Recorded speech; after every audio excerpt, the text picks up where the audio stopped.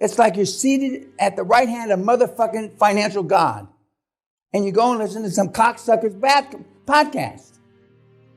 How is that fucking possible? Because you're a fucking pendejo moron. And you don't deserve anything other than what you've already received. And that's to be a fucking dingleberry where I missed wiping my ass this morning.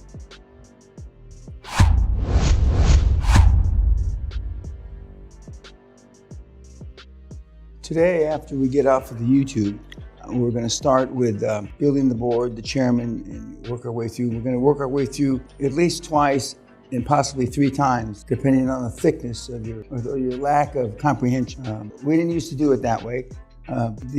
We used to do the board all in the last day and a half, and we used to answer all the questions in the last day and a half. There were no questions in between. And as you can probably imagine, the seminars went smooth as baby shit, because you weren't asking stupid shit until the end. And then hopefully by the end you understood more, so you had less basis to ask stupid shit. That was the good news, and that was easy for me to do the seminar. The bad news was, most of you, because you don't take notes, or you don't take copious notes, forgot your fucking question from the second and third and fourth day by the time the end of the 4th day and the 5th day came around, and the 6th day. So we experimented, gathering data. I now know gathering data that answering the questions when they came up was better. And I know from business, for example, I'm gonna give you a bonus. If I give you a bonus weekly, it has more effect than if I give you a bonus yearly, because it's tied closer to the event that you earned the bonus. We're going to talk about bonuses and compensation later, but so we answer questions now as they come up. Although for your seminar, we filtered a number of the questions out, because I said we're not going to answer questions that I know if you read the material, and there was a lot of material that you should have covered, you shouldn't be asking that question. And again, not apologizing, but in the beginning I said that for some of you it's going to be more of a hardship because you're not as quick. Well, none of you are quick. I mean, we haven't had somebody really gifted in here 25 years, maybe never. I'm giving a couple of the benefit of the doubt. Before I had data, before I started collecting data, in the first 6 or 7 years of the seminar, we didn't collect data. Because I thought that data was like toilet paper. I'm a believer, I'm a born-again believer, because I've seen where we track things, and it actually does give me insight, i.e. I read the homework, yada, yada. But the new excuse for not getting the work done, the new excuse for you not doing the QLA model more rapidly, the new excuse for you taking longer to do your first deal, what Corona has brought out about how supply chains, that's the new excuse for everything. And when you're in the deal, 30 years ago when I started giving these seminars, it took, roughly speaking, to do a $100 million deal, it took, roughly speaking, about 45 days. This is before the sophisticated computers, before the algorithms, et cetera, et cetera. Now it takes 60 to 75. We've got all the equipment known to, Jesus, but it takes us about 50% longer. And it's no different garbage in, garbage out.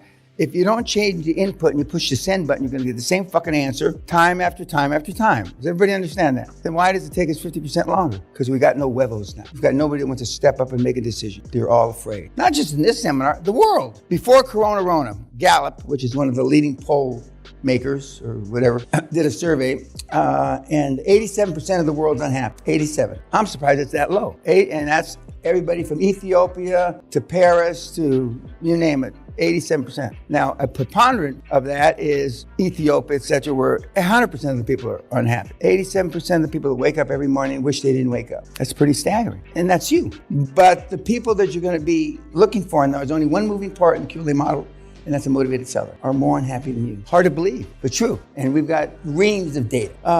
And the worse the economics of the world are, i.e. 2000, you wanted to know if it was going to be another 2008 or 9. I mean, we were making money like we were shitting gold bars during the crisis, literally shitting gold bars, because everybody was scared shitless. And during the 90-day or 100-day recession that we had back in 2020, we were shitting gold bars, and we shit gold bars all the way through arguably the end of Corona, which would be probably the end of last year, which a month away. The worse it gets, the better it gets for us. The worse. And now at some juncture, I may not be alive when it happens, the lines cross, and it's even not good for us. I've never experienced that personally in my 52-year career, but I know that nothing's forever. Just as I said for a year and a half, when we were at a 70-year high in the various markets, in the various indices. Nothing lasts forever, kids. And when Bitfuck went up to 59 or 60, whatever went up to 1,000, nothing's forever, kids. And I said, if you remember, enjoy the ride. And remember, not just for equity that we generate in generational wealth, but a rising tide, all the boats go up. And you essentially, your economic lives, except for a couple of you that are older, were in a rising market, roughly speaking from 2008-9 to 2020. And that interruption was Corona. But we have people, smart people at MIT, which I consider smart people, Cambridge, where Sir Isaac Newton came out of, the thought that because we were so sophisticated now, a few months ago, we were going to preclude ever having down markets. Because of this level of sophistication in the algorithms, et cetera, we were never going to have to suffer through or labor through bad times. We had kids that grew up that way, and they kids that, for the most part, dominated the crypto fuck world were from that era, from that ilk.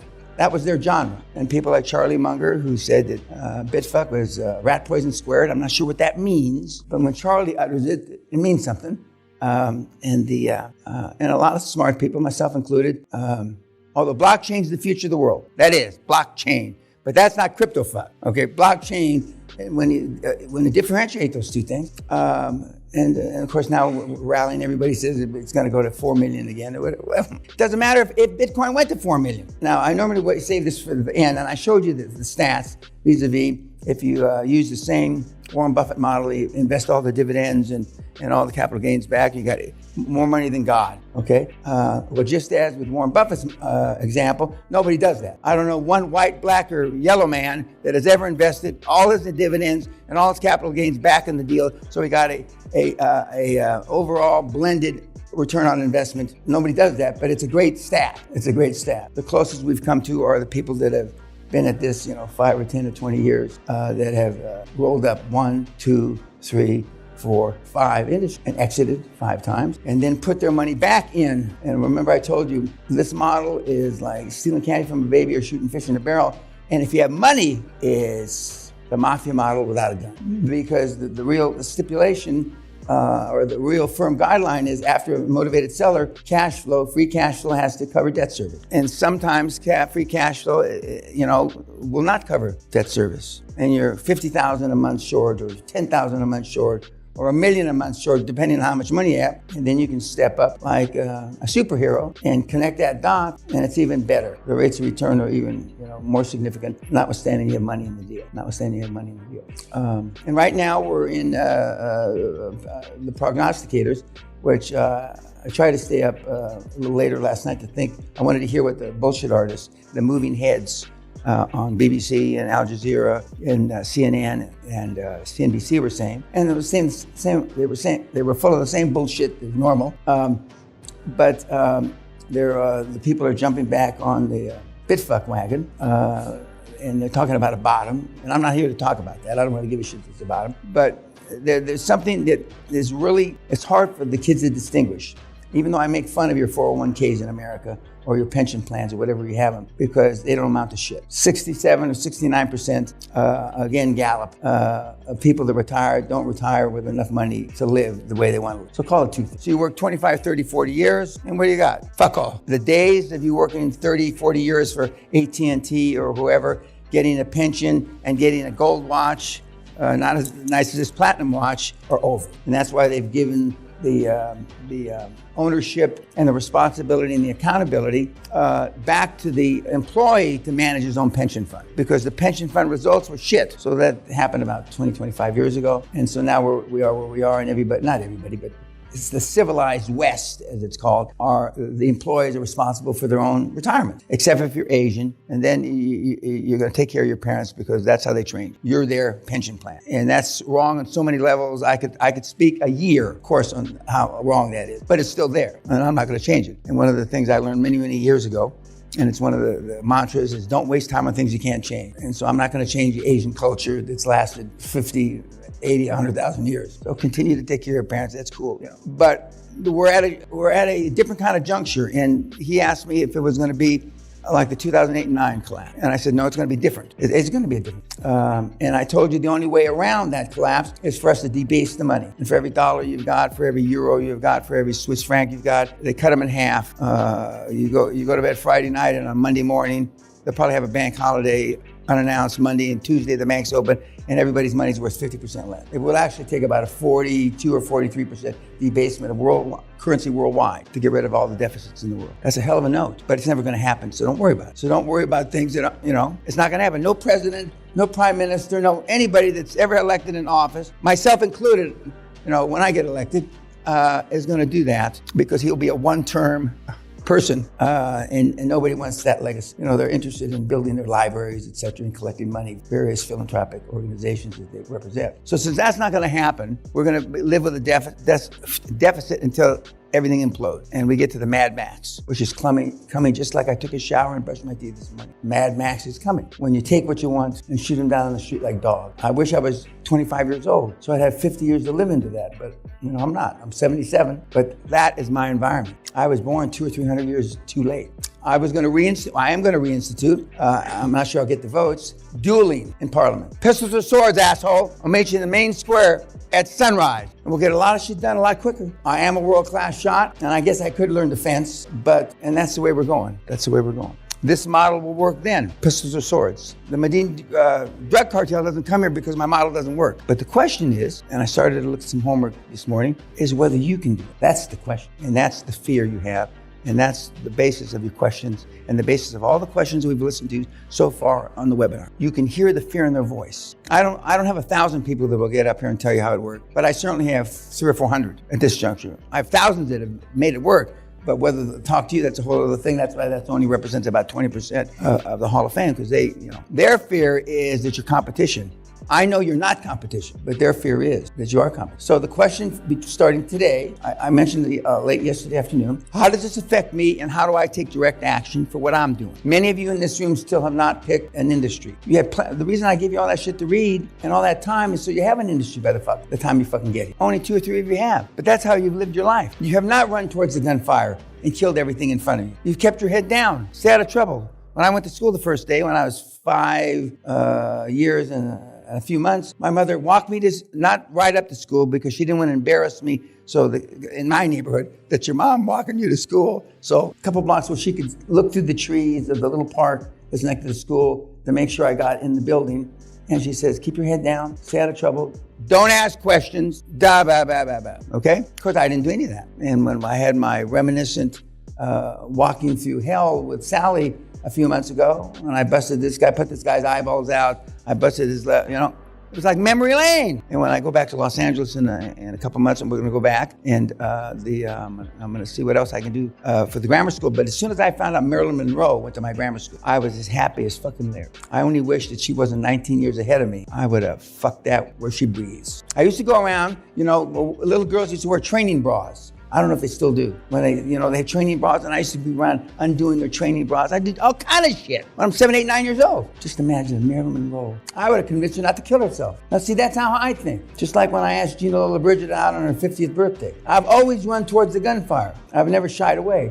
Now is the time. In the next 24 hours, you better decide where the fuck you're going. Otherwise, the last 3 days of the seminar are going to be a waste. I'm going to say it again slow. In the next 24 fucking hours, you better decide which motherfucking industry and which motherfucking vertical you're going to be in. Otherwise, you're not going to be able to connect the dots for the seminar starts tomorrow morning. It doesn't take any genius. If it took genius, there'd be almost nobody up there, and there'd be nobody in here. What it takes is the ability to believe in yourself enough to make a decision. Believe in yourself. One of the reasons we have so many Bible thumpers, holy rollers, God botherers, whatever you want to call them, is because they believe in something. I said it yesterday, I've never met anybody in here that has actually seen their deity or higher power. They've sensed them around them, but they've never seen them. And they believe in them on faith, based on faith. And the people that are most successful with this model, based on faith, that it worked. I made it work. A lot of kids have made it work.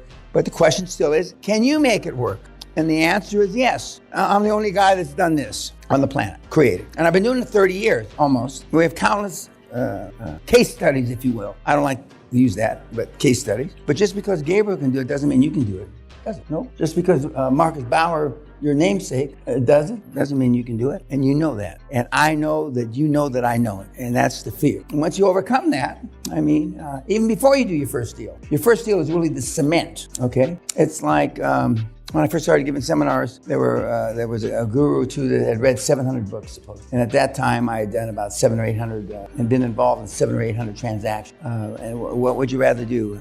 Be taught by somebody who read 700 books or did 700 deals? The best book, I've never read a book on sex, but I'm told the best book on sex isn't like real sex. So a bunch of you have read a bunch of books. And where's that got you so far? And now it's beyond books. Now it's podcasts and all these other things. And what has it gotten you? Not a fucking thing. I bet some of you in this room went and listened last night to somebody's fucking podcast. I'd bet my left nut. How? Why? I'm saying why now. How is that possible? It's like you're seated at the right hand of motherfucking financial God. And you go and listen to some cocksucker's podcast. How is that fucking possible? Because you're a fucking pendejo moron. And you don't deserve anything other than what you've already received. And that's to be a fucking dingleberry where I missed wiping my ass this morning. Last night you saw Steve, right? Comments about, well, full disclosure, I may be one of the last persons that ever saw him alive in Bangalore, India, at a private exclusive club. It was a dance floor. Sally and I were there as guests of somebody else. And Steve was in the middle of the dance floor by himself with his eyes closed, dancing like this for not 1 hour, not 2 hours, not 3 hours, but more than 4 hours. And then finally, when the place was closing down, the general manager came up and says, Mr. Jobs, the band's gone, there's nobody here. Did he leave? No, he didn't give a fuck that the place was closed. Don't confuse me with the fact. Comments, questions about Mr. Jobs? Yes, in the back. Whenever he had an idea that he wanted to execute on, nobody else could sway him from changing his mind pretty much. Once his mind was made up, he just followed through no matter what anyone else said. Correct? But all the guys, all the icons that you revere because of what they've accomplished, and he's one that really did change the world, okay? A lot of guys that say they changed the world haven't. But he was at the other end of the continuum vis-a-vis wanting to be liked as effective. He didn't give a fuck about what anybody thought. Everybody in this room, to one degree or another, carries that as baggage, what other people think of you. In a lot of cases, women, what their mom thinks. We've had a woman here about 9-10 years ago in the other room, the other seminar room, that talked to her mother between 15 and 20 times a day on the phone. Mother wasn't dying of cancer. Mother was a toxic fucking cunt that should have never been born. And her daughter was a toxic fucking cunt that should have never been born. You can't talk to your mom 15 or 20 times a day about anything productive. The only thing that happens is she makes you as sick as she is. And women, in my experience, are more toxic than men. There's a bunch of good things about gals, but there's a bunch of bad shit too. They are more toxic than men. They never forget or forgive. Never. And every one of us came out of one. Every one of us came out of one. Steve Jobs, what else?